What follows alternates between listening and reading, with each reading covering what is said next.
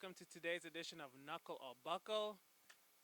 We're here to talk about yesterday's fight, which was the Juan Marquez versus Pacquiao Part 3 fight. A fight that, by this point, I think all of us can pretty much agree that Marquez won. Whether you're a Pacquiao fan or not, this fight is definitely one that I think gives us more question marks than answers as far as Pacquiao is concerned and as far as the state of boxing is concerned. David, what do you think? I think that was just highway robbery. To me, Marquez won that fight easy, um, and it just makes more just for more excitement for Mayweather and Pacquiao. I say because I'm a Mayweather fan, so I'm thinking Mayweather has to be licking his chops after that.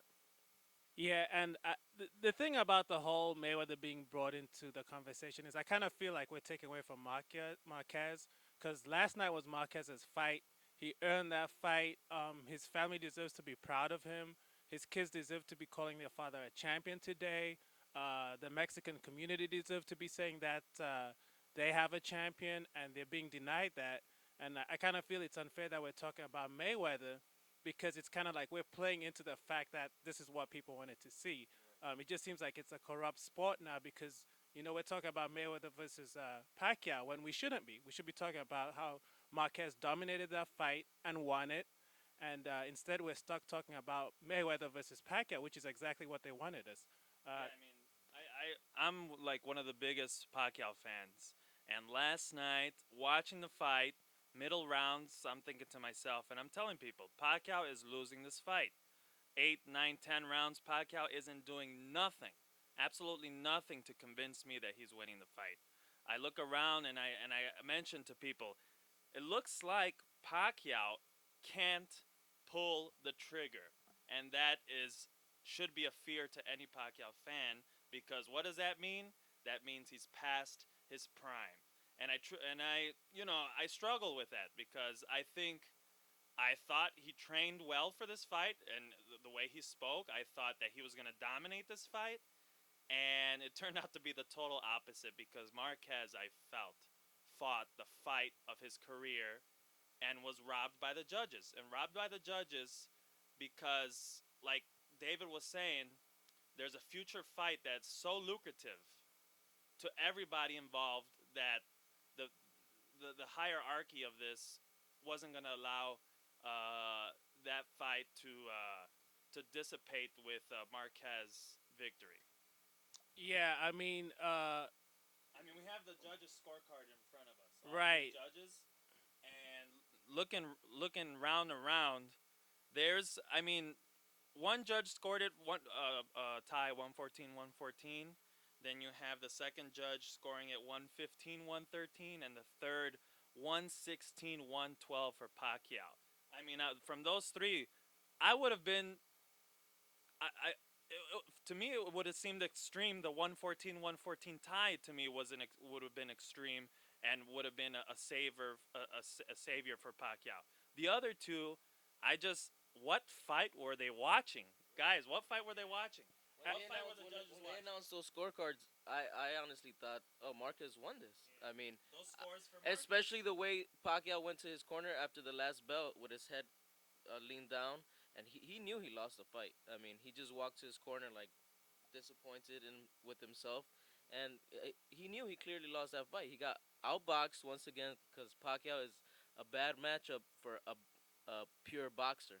He has not fought a pure boxer in a long time. The last pure boxer he fought was Marquez, and Marquez once again proved that Pacquiao is human. He can be outboxed. I mean, I'm glad that there's a Marquez in the world who to make Pacquiao look human. I mean, because I mean, all these people, Pacquiao fans, No, I think mean that this Pacquiao is some type of superhero and listen, can't be stopped. the first two matches with these two guys, I felt could have gone either way, and they went a draw, and the second one went to Pacquiao. This third one was a clear victory for Marquez. Clear victory for Marquez. He trained his butt off. He fought like I said, he fought the fight of his career. And he said in the press conference, I mean, in the post fight interview in the locker room, he said, you know, that I think he was naked and he was holding a sombrero, but he was basically saying, you know, the, these judges just took away all the hard work that I've had to do for the past several months in order to get a decision that I felt was incorrect with the Pacquiao victory, and all the fans that were there, they were all booing. Right. And you know it's interesting because as I was watching the fight and clearly Marquez was winning, you could hear the HBO commentators almost trying to tell us that what we're seeing isn't what Isn't we're what's seeing. yeah. You know, and it's kind of like what are you people talking about? And it's like I have a lot of respect for the HBO commentators, but last night there was clear bias on all of them, like on Emmanuel Stewart's part, on Letterman's scorecard, on Jim Lampley, pure bias, and you could tell that these guys really want to see a Mayweather versus Pacquiao because for them it makes more money. It just for HBO it's gonna bring in millions. For the state of Las Vegas, millions, Multi-millions. multi millions. No, we're But not yeah, talking about two, yeah, three, 4 million. We're talking about over $100 million that a Mayweather Pacquiao fight is going to generate. And I actually have it generating about 500 million. It's the money it's five gonna hundred million is a lot. well how much is it gonna? It's possible.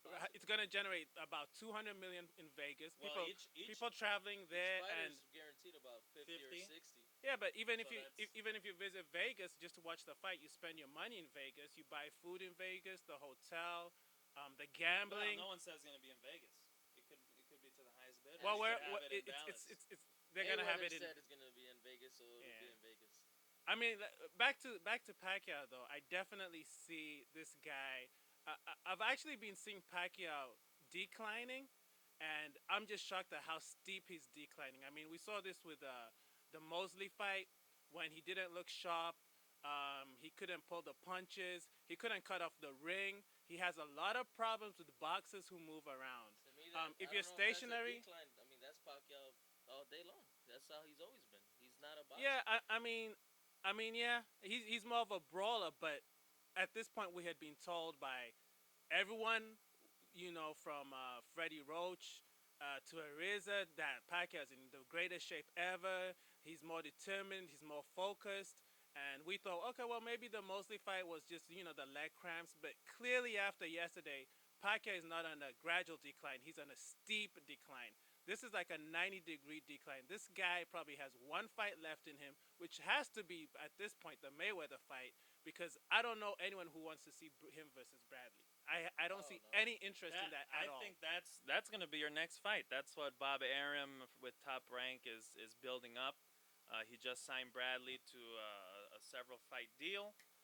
Bradley fought as the co-main event, I think it was last night, or Horrible fight, by the way. Casamayor Horrible was fight. was he's a 40-year-old. He's washed up. I mean, we all agree with that.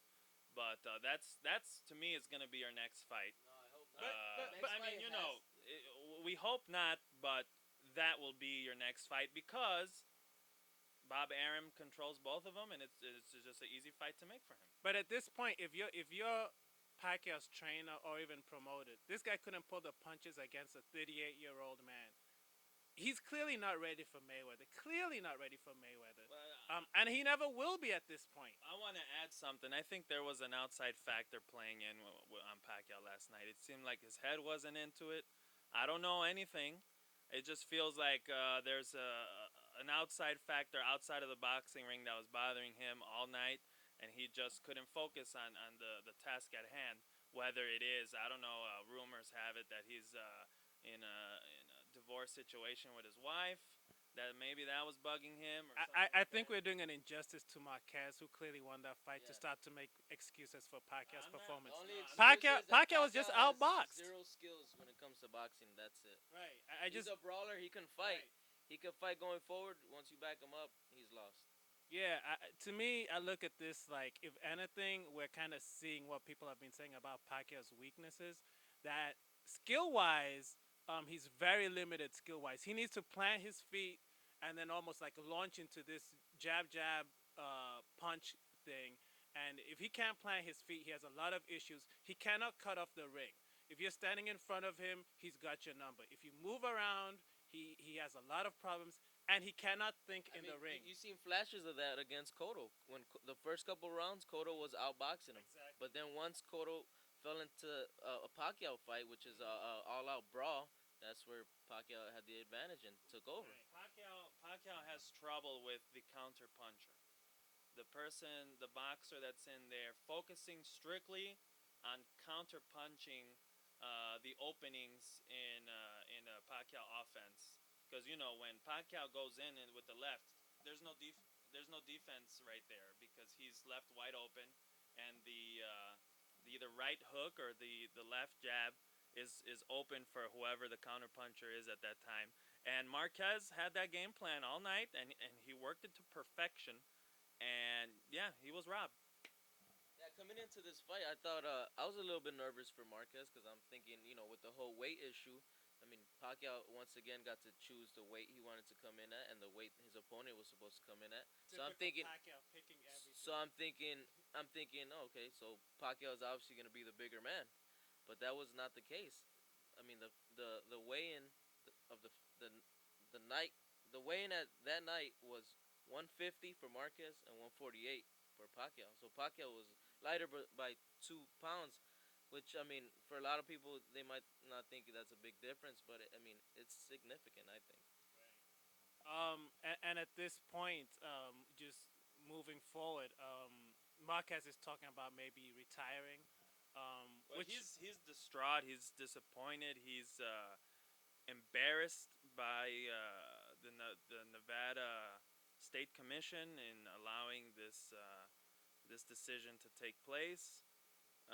But you know, I guess you could crown him as the people's champion because the people saw that fight live through the tube or at the arena, and we all know who won that fight. And this is coming from a Pacquiao fan. I'm a huge Pacquiao fan, but I know wins from losses, and Pacquiao lost last night. yeah, definitely last night was not Pacquiao's night. I don't care whether it was given the decision or not. We as the people all know who the rightful winner is. I know some people are saying, Marquez was on steroids, or Marquez needed to knock him out. Well, no, that's not true. You just have to outbox your opponent, and Pacquiao last night was outboxed. If anything, Pacquiao needed to knock out Marquez to get rid of the ghost, but I mean, he couldn't do it, and he fell short because he got outboxed. And it was very weird because in the game plan, Pacquiao and everyone around was saying 6 rounds, and it's only going to go 6, 7 rounds. Pacquiao's going to destroy this guy, and yeah, he just couldn't pull the trigger. And honestly, speaking of not being able to pull the trigger,